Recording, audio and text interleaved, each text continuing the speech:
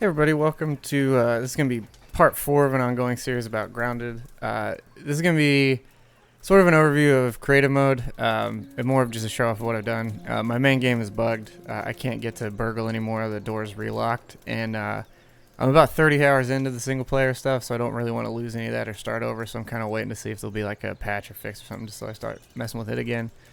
So in the meantime, started messing around with this, and I ended up building a whole neighborhood. So I wanted to sort of show you guys what that looks like. They're going to be all empty inside. It's sort of like the equivalent of like Arrested Development's model home sort of structure. So they're all hollow, and I'll probably do another video once they're all filled out and stuff. But I sort of just want to give you an idea of some different kind of home designs and then what you can do with some of the parts that aren't necessarily their intended use. So first I put ant heads here as like mailboxes. And then used sort of the trap here as like a little bed, like a front yard kind of garden bed kind of deal. Same with those like wood holders or the weed stem holders. Did this one's kind of more like a ranch style house. Show you the seams a little bit here because this was the first house I built, and then which I started like halfway through the picnic table and kind of went around, which is a little weird. I probably would have done that differently, but yeah. So that one's like the first house, so it's not really fleshed out. These other ones are all quite a bit better, though. I spent a little more time with them. But yeah, there's really nothing inside except for lights, just so it kind of looks, you know, like someone's in there. I think this is probably my favorite house. The only downside is the angled wall doesn't work on an angle, so it and then if you put like a flat wall, it just goes straight through the roof. So that's from a distance, it looks good. If you get closer up, obviously, it's a little less good. And then these are, I like this little section here too, because these are just the scaffoldings, but if you put them a certain way, they're flat. And then I put an angled wall on there to kind of give it a little more coverage. Look, you know, so it blends a little bit more with the house. Same thing though, you can't put angled walls on an angle there either. So there's some, if there's a workaround, let me know. But as far as I know, I haven't found one.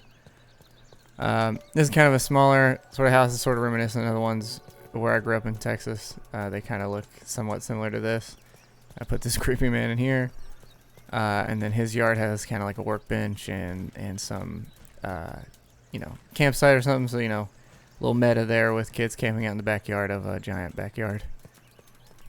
Here this is like the mushroom house, and he's kind of growing a bunch of stuff there.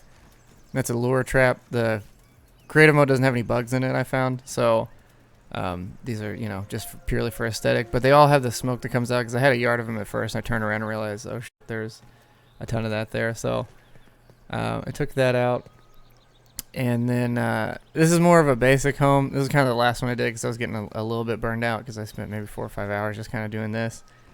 And then this last one here is sort of like a storeroom kind of setup. This is probably the most filled out, which is still not too much, but we're also kind of limited on parts for the time being. There's not a ton of stuff quite yet. And then the last thing I'll show you is this like little community area that I built in the middle of the neighborhood. You know, some seating and stuff like that. It's weird too because you can get chairs but you can't sit in them, which I didn't really realize. But they look neat and, you know, they give the intended idea. But yeah, so that's basically it. Nothing too wild. If you have any questions or any suggestions or anything you'd like to see me try and build, I would love to hear them, and I'll do my best to do that. So thanks again, guys. Thanks everyone who's following along with me playing through this, and I'll see you guys in the next one.